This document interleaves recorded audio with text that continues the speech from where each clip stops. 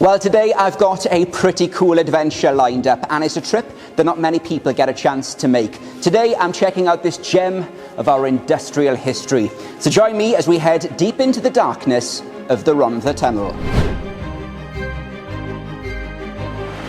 Well, from the curiosity of the iconic Watchman's Hut to the remarkable landscape, these valleys truly are, in my opinion, a special place.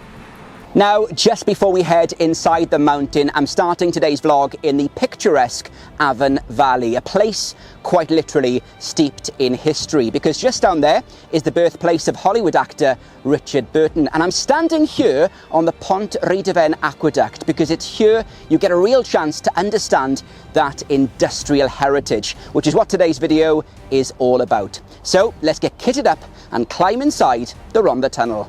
Walking up the valley, you're reminded about the industrial community around every single corner. In fact, the last mine closed in just 1970, and the area was designated the Avon Forest Park just 2 years later because of that great walking and cycling potential. But as for the tunnel, well, the team invited me along, and I foolishly imagined I'd simply maybe walk through the amazing hillside before stepping through perhaps a, locked gate, or maybe crawl through a small gap in the fence. But no, said Tony. Oh my days, it's a tight squeeze. After being given a full set of, yes, caving gear and a full safety brief, I discovered it's a bit more complicated than I first thought. So instead, I've got to be hoisted down this ventilation shaft, which is just a few inches wider than my shoulder blades. And did I mention, I'm not great with small spaces. After the next run now, there's a little concrete lip. So now I know why only a handful of people have seen inside this tunnel in the last 50 years. Now this air shaft is 11 metres deep, and I've got to squeeze through a pipe which is just 60 centimetres wide and 5 metres long. Wish me luck. Time to get on the skateboard. Closed way back in 1968, the disused tunnel was later blocked up, and today I'm joining the Rhondda Tunnel Society for a unique look inside. Now, walking through the tunnel is kind of like stepping back in time. You can imagine the sound of the steam engines, that thick black smoke, the countless trains that once flowed through here each and every day, carrying huge amounts of coal to Swansea and Port Talbot. It's eerie, but also quite fascinating.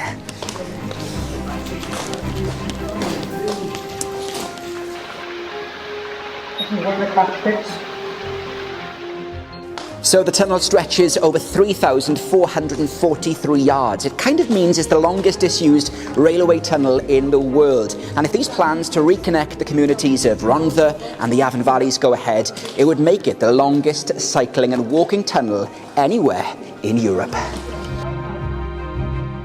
The tunnel was built over some 5 years in the late 19th century and connected Blaencwm to Wenvoe, and you can still see the outline of the old railway line and where the sleepers would have been.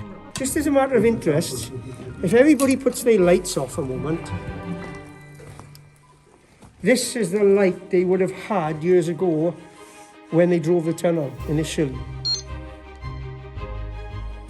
Maybe they could turn the flame up a bit more than this and give a little bit more illumination, but that is very often what people used to work by. Now, the tunnel also features a coal seam, which is believed to have been worked probably by local villagers. Why was it closed? Well, a survey in 1967 revealed distortion in the roof. But in December 1970, the Ministry of Transport announced the withdrawal of services, citing the cost of repair to be too expensive. But that just happened to coincide with the beaching cuts, which related to a series of efficiency savings on the railways across Britain.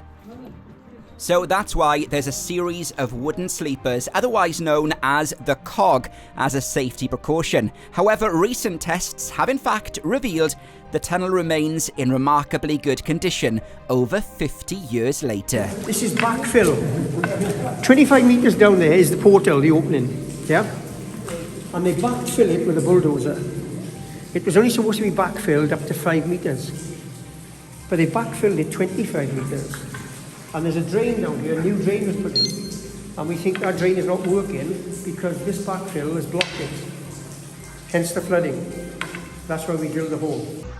Well, walking, squeezing and crawling my way through the full length of the tunnel, you get a real understanding of the potential that opening up this project would bring. Mainly because of how quickly it can take you to reach the very end of the tunnel, a journey which can normally take you up to an hour by car. That is actually the blind windy portal there. Right to the end. Now, if you're enjoying this video so far, why not like and subscribe to join me on plenty more adventures of hidden history all across the country. Now, because both ends of the tunnel are capped and filled in, we've got to ring up above ground using a special phone line just to let them know what part of the tunnel we're in, should the worst happen. Stephen, is it at the end of it? Steve, yeah, Chairman. Sure. Give a couple of rings. Hi Steve, we're at 460. This is the last point. The last point. Hi Steve, we're at 460, the last point. Cheers. Ta-da. Well done. So how cool would it be to be walking and cycling some 2 miles deep inside a Welsh mountain? But is it even a possibility? Now, it's fair to say this isn't just a pipe dream. It's already been done, and there are 2 nearby tunnels open to the public. One, the Coombe Down tunnels in Bath. The other, this one, the Tydenham Tunnel in the Wye Valley. So let's go check out inside to see how the Rhondda Tunnel could look in the future.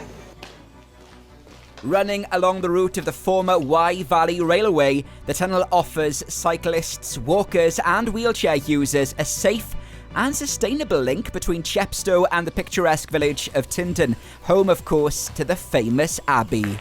The low-level lighting inside the tunnel means people can enjoy the route in harmony with the local bat population. So as I climb out of the Rhondda Tunnel, what's next for the project? Well, there's a renewed hope and a passionate campaign to restore this marvel of Victorian engineering by those volunteers, and that includes a famous face on our TV screens. So with your help, the help of the Society and some goodwill and the help of people in government, local and national, I'm convinced that we will make this project a reality, and you will once again be able to walk from here to Blind Coombe as you were many years ago. Okay, ready? And pull off the plastic. Yay! So Martin Roberts, you're really passionate about this project. What is it that's so special about this tunnel?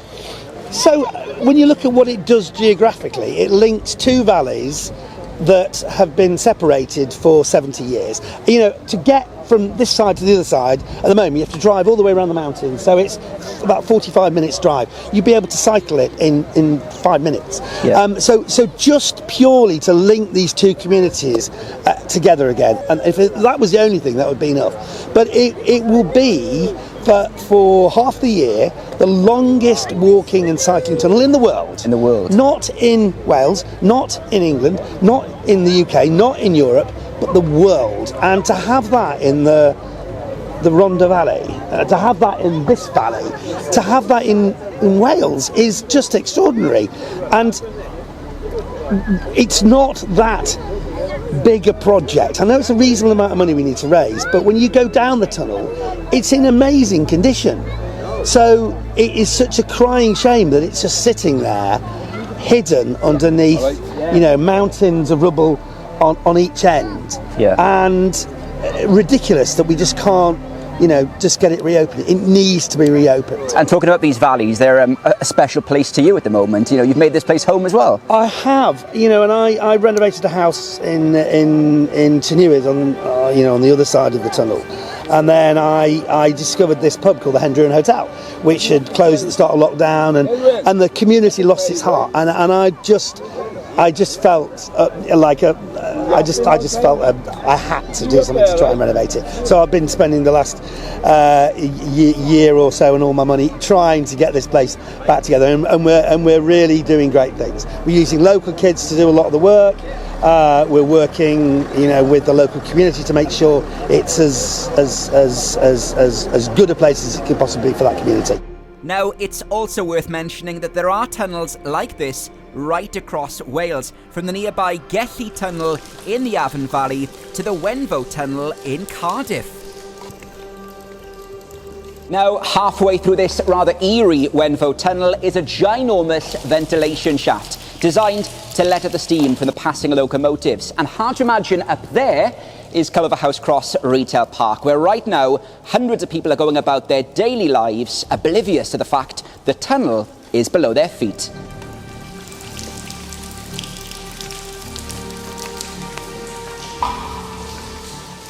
Now, what's really interesting is during World War II, when the royal family would come to South Wales, they would hide the royal train deep inside Wenvoe Tunnel to avoid the German bombers and the air raids above, meaning the royal family would have spent the night right here on the royal train.